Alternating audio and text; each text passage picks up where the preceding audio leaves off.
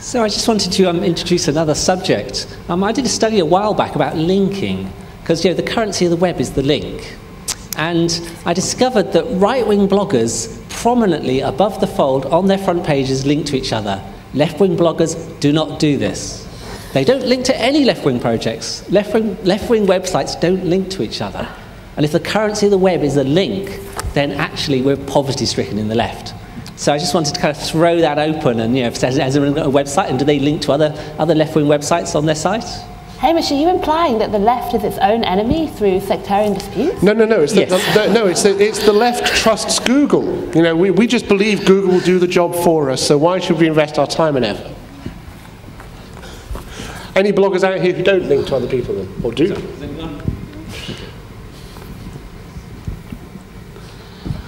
Addressing this point, or okay, I have a good point.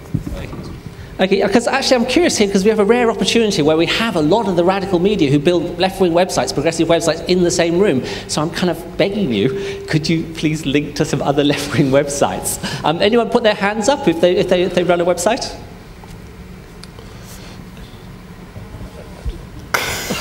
Two, three, four. How many domains have you got? Right. So anyone would like to comment on this subject about why this happens?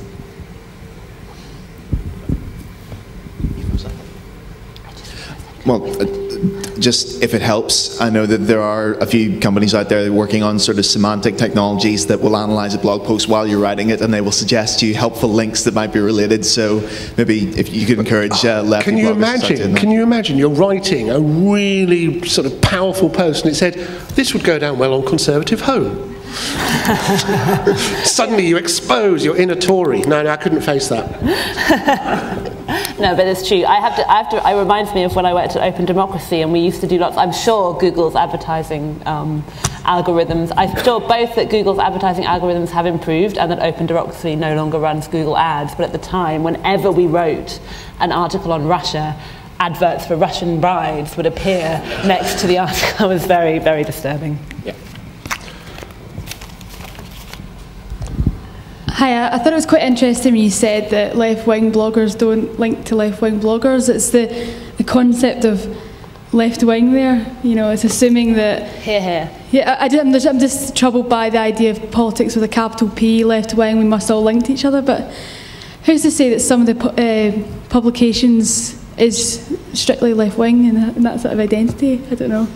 It was him. It's a bit more complex. He did that, it wasn't I think us. it's a lot more complex than that, and that's a left-wing answer. Actually, they don't link to anybody. For example, ZNet does not link to a single other organisation but Zlet on its front page. This was about 3 months ago when I looked at it. Democracy Now! Does not link to a single organisation apart from Democracy Now! On its front page. It's scandalous. It's a really problem. Sorry. How does things like Twitter change that? Because it starts becoming more fluid, rather than it being like a homepage to homepage, it starts being more not about the URL or the space, but the people that connect it. And I think that's what's changing it a lot, which is why we're all in this room, because I wouldn't be here if it wasn't for somebody pointing out on Twitter. Actually, here's the thing. Maybe the left wing's kind of propensity to argue with itself is a good thing in this regard once we have Twitter, because everyone will start linking to everybody else. For good or ill, the internet doesn't know. Of course, the right wing can be both radical and rebellious. Let's not forget that. Yeah. The point you made about Twitter and homepages and stuff like that, I think is actually quite an interesting and very important one, and it links to what you were saying, sir, earlier about getting a life and what's the value of online. Because I think that, go back to what I said at the very start, many of us now have a life which is both online and offline. That the technology is available to us, and the fact that we live in stable Western democracies where internet access is not very heavily regulated or monitored, and so we can feel comfortable about using it, allows us to spend a lot of time engaged in conversations and interactions which are mediated by these technologies, and where the 140 characters of each tweet build up over time to a sustained and ongoing conversation and an interaction with other people, which can be rich and rewarding. Not inevitably, but it can be. So it's not an attempt to defend Twitter or anything like that, but to say that there are spaces there for activity which could count as activism. that it's not getting your body down there in front of the building, but it can be something which makes a difference. And I think that all of us here want to explore what those possibilities are so that we can get the most out of the network that is being put in, as you said, to serve the interests of corporations on the back of investment from the Advanced Research Project Agency of the US Department of Defense, accepting all of that about its history. The fact is that now we have in our pockets, in our briefcases, in our rucksacks or satchels, on our desks, astonishingly powerful computer systems that are connected to each other, that can exchange data, that can do it reasonably securely, that can be used to build up networks of contacts, that can be used to share ideas, that can be used to provoke activism in the physical world, but also to encourage creative expression online as well. And that is an enormous opportunity that we have to seize. That if we cede that space to Facebook and to Google, and we don't make our own interventions, we will have lost an enormous opportunity to put radical media at the center of people's experience. Because as more and more people come online, they are looking for things which resonate with them, which resonate with their concerns, which helps them feel they can solve the world's problems and live better lives and do good. And we can make sure that the opportunities they stumble across include the things, the campaigns, the activities that we all care about. So I don't think we have a choice. I don't think we should make a choice not to engage, but we should understand what it is to engage. And I think as we do it, we should take the tools that are out there and we should use them in a very pragmatic way, in a non-sectarian way, to our advantage. Now, I imagine all of us in this room probably differ in ways. You know, we could all have an argument. I could pick any one of you and get into a shouting match over something, some political theory or some grassroots movement or something that you and I feel completely opposite sides about, that we would just end up hating each other. That's fine, it doesn't matter, because we all share something as well. We're at this conference because we think that there is an opportunity, and we all want to understand what the technology can do for us and also do for everyone else. In 1985, I was chair of something called the Community Computing Network, and our aspiration was to get a personal computer into every charity. One computer. We thought that would be a real achievement. And our campaigning slogan was, if it can do it for them, it can do it for us. And I think that remains true, but now it's about the internet. I'd like to answer you if it's agreeable. I'm very happy. Can we come to you through a couple of other people? Because this woman's had her hand up for ages, so I think... Yeah, you talked about relevant content for the user, getting to the user the relevant content he wants. Yeah. And the gentleman talked about semantic web, and I know a really hot topic of research now is user traces and user interaction traces and semantic web to try and understand what the user wants when he's on the web. But this means logging all the user interactions like Zeitgeist does on Linux desktop or Google and Facebook do to have advertisement that is relevant for the user. I wanted to know where you stand on that. Can I very quickly? Yeah, of course. And then, it's a real problem. There's an organisation called MyDex, M-Y-D-E-X, who are developing technology around something called a personal data store, which would allow you to hold all of that information yourself and only divulge it to organisations when you wanted to. And I think something like that is going to be the solution. So you share it, you trade it, you don't give it away, and then you can control it and take it back. So look at what these people are doing. MyDex. It's M-Y-D-E-X, MyDex. M-Y-D-E-X. Yeah, I don't have anything to add to that. I think that's right. It has to be about consent, and at the moment that's hard to negotiate, but these new systems could make it easy. M-Y, no N. M-Y, as in my Dex. Oh, sorry. Yeah, and like your, yeah, got it.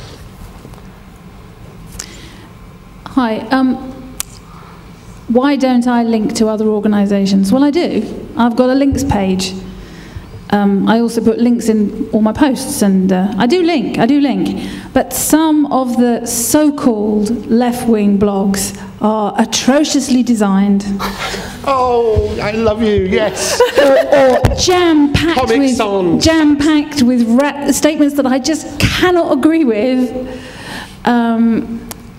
So some of these websites are very difficult to access mentally.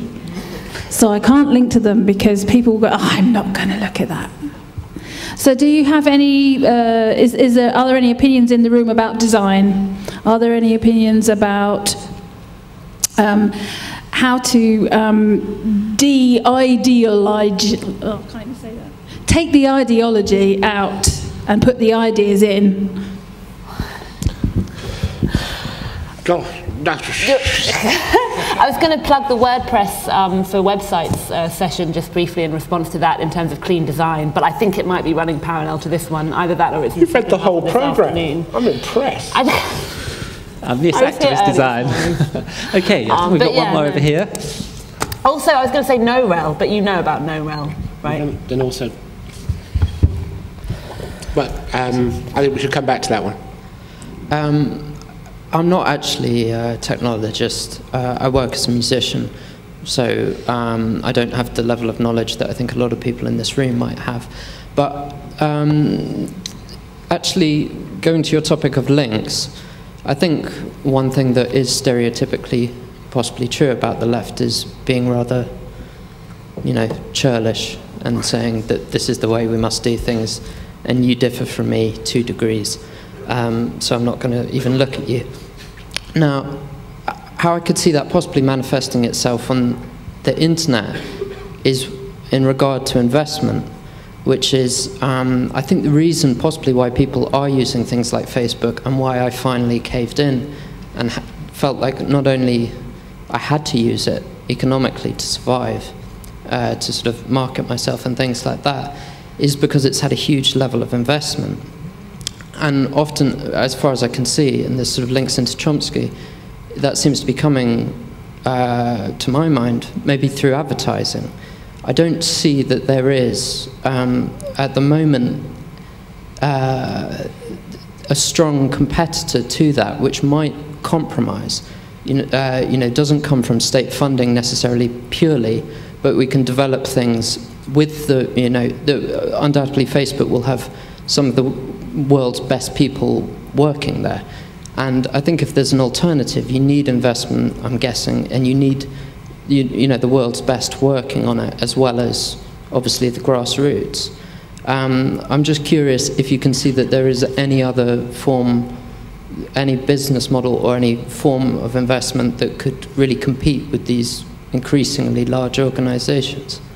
So I think to a certain extent that is true in terms of particularly what I would call the last mile, which is good design, good user interface of websites.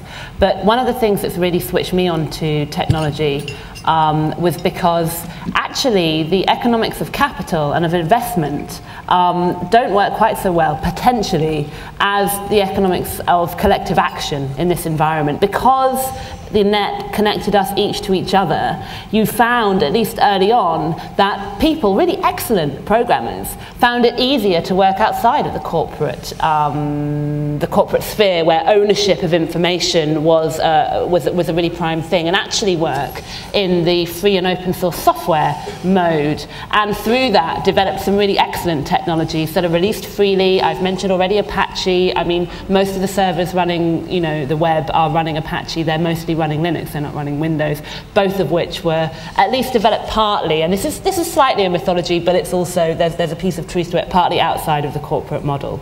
So the economics of collective action do work well on the net, and they do build software, but perhaps not to the extent that they engender good design. I don't know why that is, and it may not be quite true. There are still some really good free software that have really good designs. The problem with Facebook is that there's also a massive network effect. That means that if I'm on Facebook and you're on Facebook, our mutual friend won't know what we're doing unless he's on Facebook too, and you can see that effect multiplying and multiplying and multiplying until everyone has to be on Facebook and caves in, and I'm on Facebook, and I'm probably going to leave, but it's such, it's hideous exercise to get started in doing, but I'd like to. And but yeah, then you'll never get invited to parties again.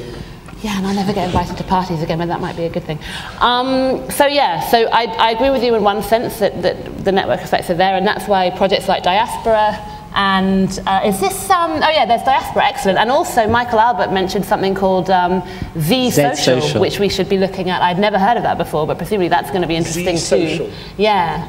Still in beta. So yeah, to a set, and then Z-Social, and then also things like Evan Moglen's Freedom Box and MIDEX and the sort of initiatives that Bill is talking about, which guard against those network effects for the future by making our personal details interact with everyone's personal details. So it doesn't matter what platform we're using to social network, we can talk across them at each other.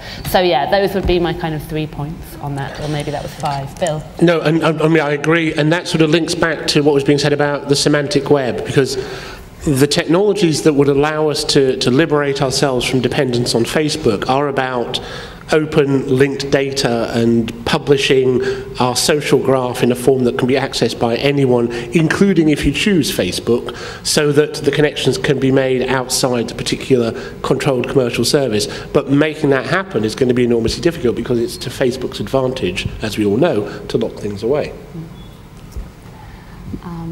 Did you want to say something else? No, but Hamish is on the phone, so you know, maybe you could. Could I just make one teeny point? But even with say open source software, surely with a lot of these things, there's a huge investment in say the service, and there's physical things which need to be bought and sold. Well, the Open Knowledge Foundation was running its own service. Server costs are quite minimal compared to but Wikipedia, of course, uses donations and money from foundations. Hamish, the guy in blue has been waiting for ages to come back on my point about what he said earlier. I think it's quite interesting. Goebbels said that if you tell a lie often enough, people will believe it. And one of the myths we have in the Western world is that we have democracy. And twice that has come up this afternoon from the gentleman over here and from yourself on there, talking about stable Western democracies. Yep. Well, I don't think many people would think they're very stable at the moment, certainly not near the ECB and certain Eurozone countries. We're astonishingly stable, we're very Western, and we are a democracy. We're not a democracy. If having the right every 4 or 5 years to choose between 3 or 2 and a bit political parties that a chicken sexer couldn't tell apart, to call that democracy, it's a charade. It's an absolutely farce. When we put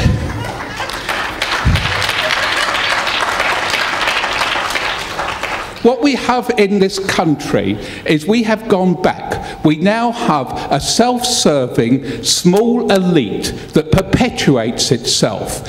So you only have to look at how the politicians, the journalists, the lobbyists, the advertisers, they all interlink and interchange. We have, if you look at the Labour Party, or what is left of it, and I don't mean left in a political sense, if you look at it, what you see, do you see anybody that's ever done a day's work, a blue-collar worker? It's been taken over by this small political elite that meets at university, often went to public school. What is it? 42, 45% of MPs went to public school, 8% of the population goes to public school. How many journalists went to public school on the mainstream media? How many of the lobbyists went to public school? How many of the directors of the big companies went to public school? You go to public school not to be educated, but to meet the people you'll do business with later. And to call this country a democracy really is a misuse of the English language. That's the first thing. Can I just ask, was it ever a democracy? Is there a golden age you're harking back to? Would you prefer the rotten boroughs or feudalism? We have not yet tried democracy. I think, to paraphrase Gandhi, when he was asked about Western civilization, he said he thought it would be a good idea. And I think that Western democracy would be a good idea, and I hope I live long enough to experience it. I would say that if things are going to improve, they will only improve through the use of the network. That I'm not going to argue with you on, but what I would say is that when you were talking earlier, I believe that what you're doing is you're putting too much faith in the internet. In fact, it seems to me that in some ways, the internet has become a new religion. It's become a quasi-religion. People believe in it. And while you can be cynical to a certain extent, I think what is happening is that people are still accepting the core belief in the internet, and this is somehow going to be a miraculous solution. Now, it is better than most religions because at least it's promising the solution in this life, not in the afterlife. However, what I'd like to hear from you is, Do you see an alternative way of approaching the use of the internet? What you've done so far is mention a number of sites and a number of ideas. Most of it's about software, not about hardware, but hopefully the hardware will come. But if we were to look at the internet as what does it contain? It contains a large amount of porn. It contains a large amount of gaming. It has a large amount of academia. It has a very large amount of business, and it has a very, very small amount of the type of thing that's on the screen now. I would disagree with that, because I think that the top Google result for most of the things you Google these days is its Wikipedia entry. And, you know, that is a grassroots community project built to spread the world's knowledge around the world freely. So, you know, and I also feel, sir, forgive me, that there are quite a few other people with their hands up. But I'd love to have a conversation with you about this. Can I just make one point, though? It's not a religion, it's a scientific theory. As in, I believe in the internet the way I believe in electrons. I have quite a lot of evidence for its existence. I'm very happy to accept evidence that changes my view about its mass or charge or properties when responding to gravity. What I've seen over the past over 25 years of use of the internet is its potential to do good. And so I believe in it because I have evidence for that, and I think it will continue.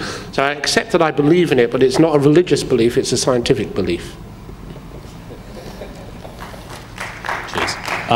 Bill, I guess it'll horrify you to hear just how much I agree with the gentleman who was speaking just a few moments ago, particularly the extent to which his analysis of the political class agrees with that of Daily Mail columnist Peter Oborne.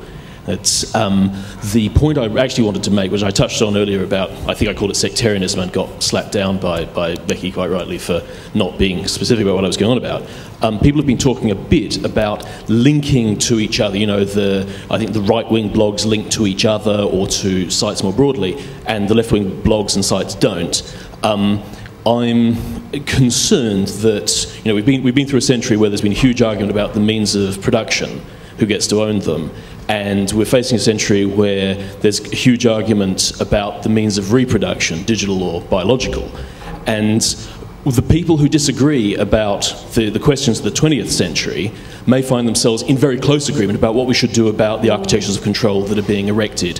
And I find that the way that people are collaborating on the internet to produce information about what's going on in the world is being hampered by the fact that people who disagree with each other on, you know, what colour the flag should be or whatever this symbolic question is, aren't collaborating as much as they could because they don't rub along very well, even though we are on the same side when it comes to copyright and enforcement and privacy and the state regulation and private regulation of communications networks. What can be done about that, and what can be done about the fact that people only get news that they like to hear? There's no variety in a lot of people's news feeds. It's all from the same political viewpoint. I agree with that concern. Are you asking that question because you have an answer? Because if you do, I'd love to hear it. No. I don't know. I mean, it's been... and now I'm speaking outside of my expertise, and there's probably as many people in the audience who could talk about this as well. But it's been miserable to see that in terms of the UK Uncut protests as well. I think there are a lot of issues there that could unite left and right, and that's not happening. And I'm sorry about that, because the lady who's now gone, who said I don't buy this whole left-wing thing, I thought that generation was going to solve that problem for us, but it looks like not, which is a shame. So if anyone else has any ideas, then that would be great, but I don't, unfortunately.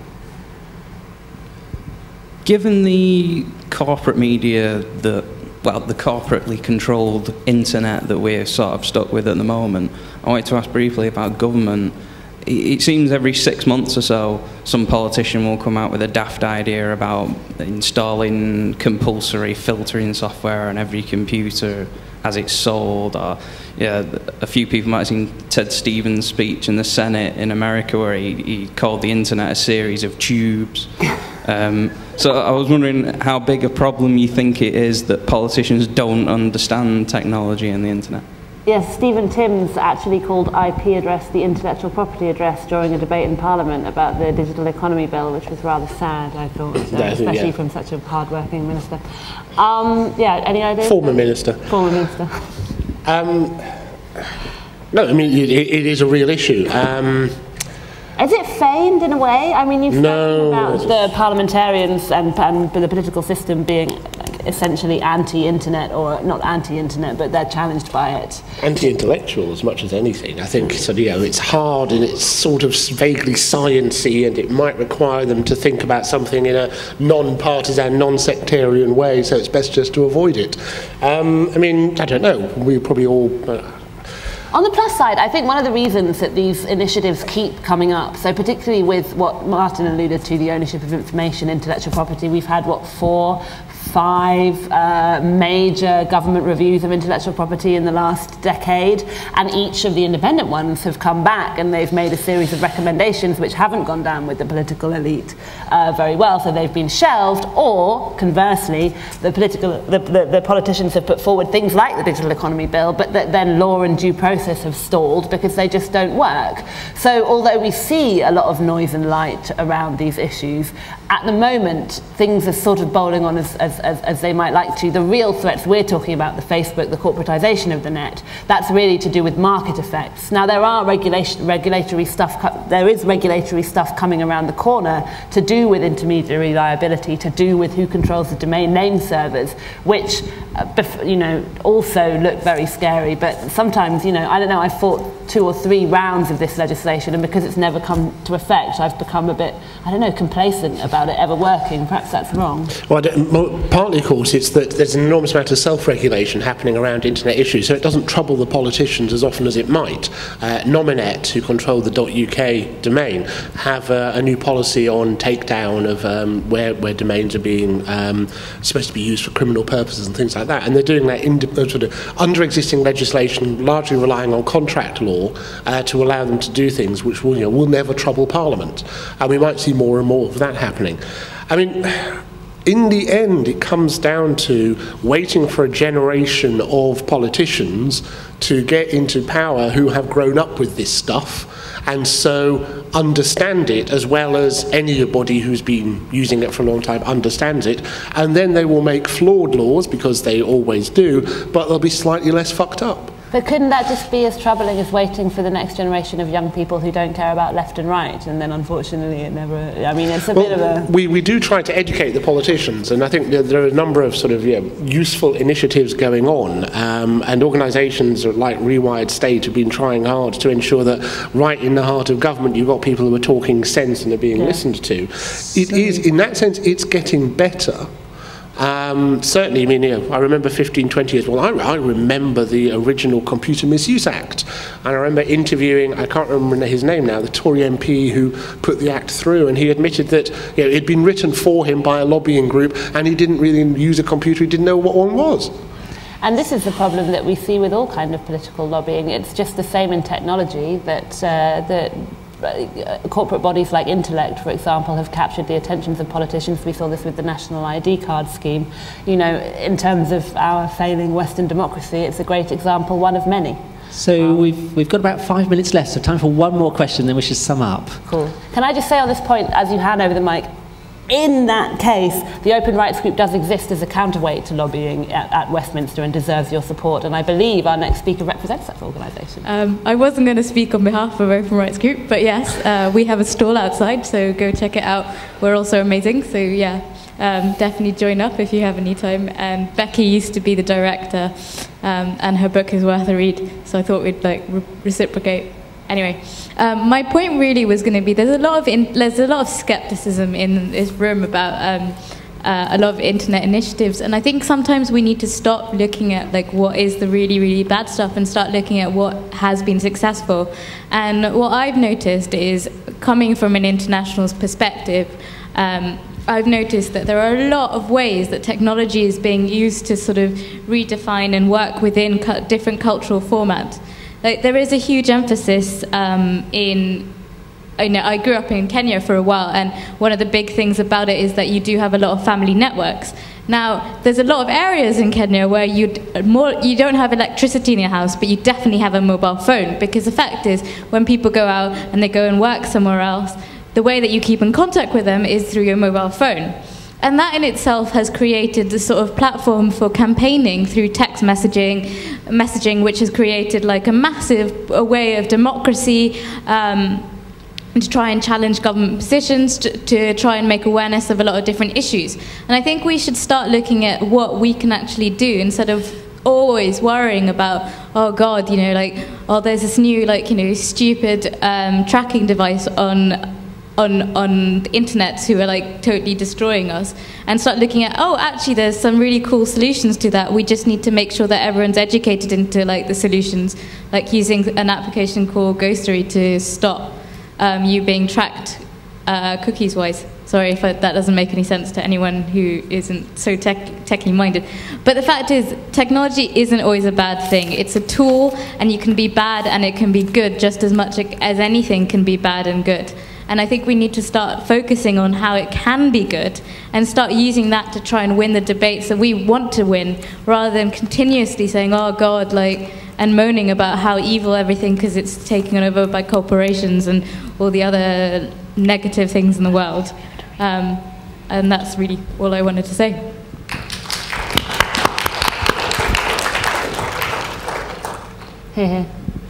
So would you two like to have a final statement? Oh, one final, very quick. Yeah, I just want to make a point about mobile because I think it's very good as well. And you should check out WhatsApp, which is a free app. I don't know who it's built by, but it enables you to send text messages bypassing the networks. It goes over the internet and you can send them all around the world, and it doesn't cost anything either. Another 10 seconds? Yeah, another 10 seconds. I just noticed that you're using Google up there and can to search for things. There is something called Scroogle, which basically anonymizes all your Google searches for you. Fantastic. And it's really good to use. So it's scroogle.org, and then you go to the Scroogle scraper and you use that instead of Google, and it's great. There are always some interesting tools out there, and sharing information about them is an important part of what we all do. I mean, in the end, I just want to say, I think change happens slowly. It's incremental. We try to set the direction of travel. We try to do the best we can, all of us, every day. I think that we can use the things the internet makes possible to do that better. Becky? I think if there's anything that I'd love to see come out of this session and this conference more widely, is that the radical media community might engage with the radical hacker community, and really just kind of meet up and see how we could all help each other. Because I've been in this game for sort of not very long, certainly not as long as Bill, but it's always been weird to me why hackers and radical media types don't get on, and I think they potentially could.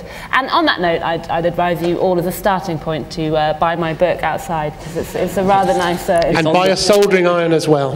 And so it's on the Peace News stall if you want to buy a book. Yes, it's on Peace News and Zed Books and lots of other stalls. So. Thank you very much for coming. Again, check out our project, Vision on TV. We want to aggregate all the media around, whether it comes from corporate alternative sources, and put it out in unbranded media players on your website. And it's kind of all very horizontal. You can get involved. So check out Vision on TV.